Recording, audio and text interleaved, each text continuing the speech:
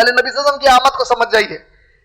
اب جب اسماعیل علیہ السلام بڑے ہو گئے اور ان کی نسل بڑی ہو گئی تو وہاں جو لوگ بستے تھے ان سب کو یہ معاملہ معلوم تھا کہ بھئی ایسا ایسا ہوا. تو لازماً ہے فطری طور پر جرہم کا قبیلہ وہاں پہ اقتدار پر حاکم جرہم کا قبیلہ تھا، لیکن مذہبی پوری جو چیزیں تھے اور مذہبی امور تھے وہ پورے اسماعیل علیہ السلام اور ان کی نسل کے حوالے کر دیے گئے تھے کہ کعبے کی دیکھ بھال، جو حاجی آئیں گے ان کی دیکھ بھال، ان کا کھانا پینا.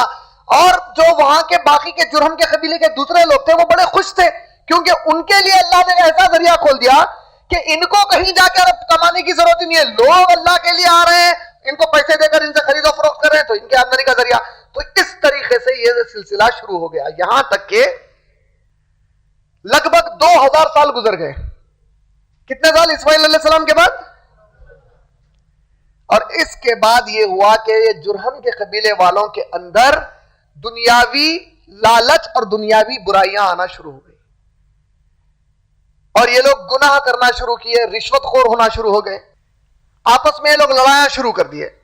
وہ تمام چیزیں جو عام طور پر انسانوں کی برائیوں میں ہوتی ہیں وہ سب کچھ شروع ہو گیا اور وہیں پر اللہ کا گھر بھی اب اس کی بھی پرواہ کم ہو گئی کہ اتنی مقدس زمین کے اوپر یہ سب چل رہا ہے. اللہ نے نتیجتاً کیا کیا؟ خزے نامی ایک شخص تھا، خزے ایک قبیلہ تھا، یہ بھی یمن کا ایک قبیلہ تھا. خزے سے ایک شخص کو بھیجا وہاں کے اس بادشاہ کو، اس نے آ کر اتنی بری تباہی مچائی کہ جرہم کے تمام لوگوں کو اور اسماعیل علیہ السلام کے تمام لوگوں کو مکے کے باہر نکال دیا. سمجھ میں آیا؟ اس کے بعد خزے کا جو وہاں پہ دور چلا وہ 300 سال کا دور چلا. یعنی اب یہ 300 سال اسماعیل علیہ السلام کے بعد 2000 سال، پھر اس کے بعد کے جو 300 سال ہے لگ بھگ، یہ پورے 300 سال میں دیکھیں وہ اسماعیل علیہ السلام کے بھی بعد کے جو 2000 سال بتا رہے ہیں ہم لوگ یہ اندازاً بتا رہے ہیں، اللہ بہتر جانے اصل کتنے سال ہوئے. 2000 سال ایک یوں ہی کہنے کے لیے، اللہ ہی بہتر جانے، ہو سکتا وہ 20,000 سال ہوں، یہ اللہ ہی بہتر جانے کتنے اصل سال گزرے. لیکن اب یہ جو یہاں سے تاریخ بنتی ہے یہ اہم ہے. کہاں سے؟ خزے کے حملہ کے بعد کی. خزے نے حملہ کر کے اسماعیل علیہ السلام کی بھی نسل اور وہ جرہم کے قبیلے سب کو مکے سے باہر کر دیا. 300 سال تک ان کی حکومت رہی اور 300 سال کے بعد خزے کے قبیلے کا ایک بادشاہ آیا جس کا نام تھا عمر بن لوہے. یہ بادشاہ پہنچا. اب اس کی اہمیت بھی بتاتا ہوں، تھوڑا ذہن میں رکھنا.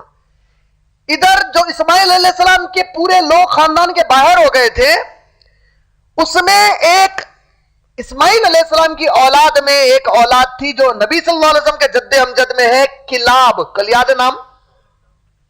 کلاب سنے نا کل نام؟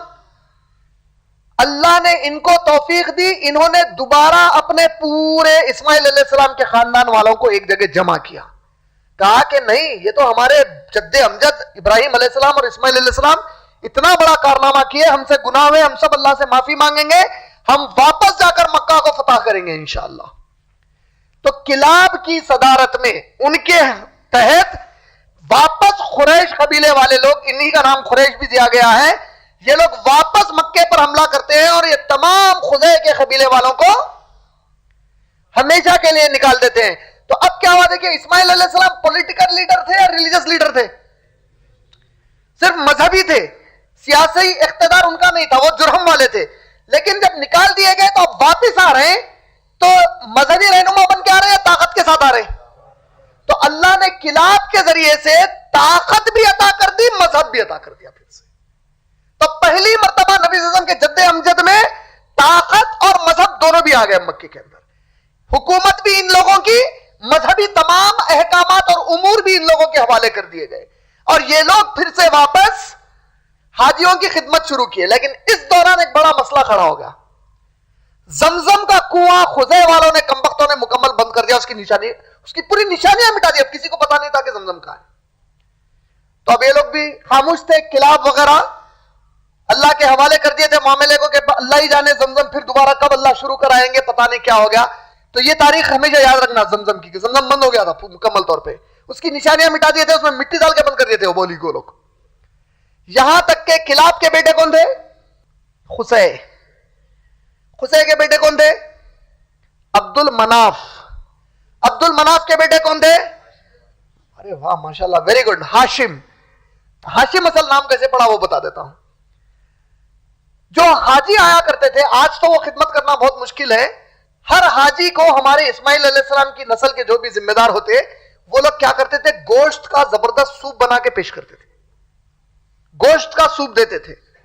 अब्दुल मनाफ के बेटे हाशिम ने क्या किया, पहली मर्तबा रोटी को पीस कर रोटी के साथ सूप दिया। अरबी में रोटी को पीसने को कहते हैं हशम। हशम से लोग पुकारने लगे हाशिम, अरे ये रोटी पीस कर देता है हाजियों को, हाशिम हो गए वो।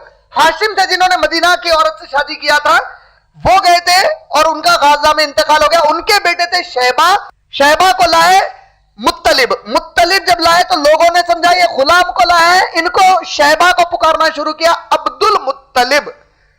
उसके बाद अब्दुल मुत्तलिब साथ रहने लगे। मुत्तलिब का इंतकाल हो गया तो लाजिमन अब्दुल मुत्तलिब के हवाले फिर काबे की निगरानी हो गई। यहां तक समझ गए पूरा इंशाअल्लाह।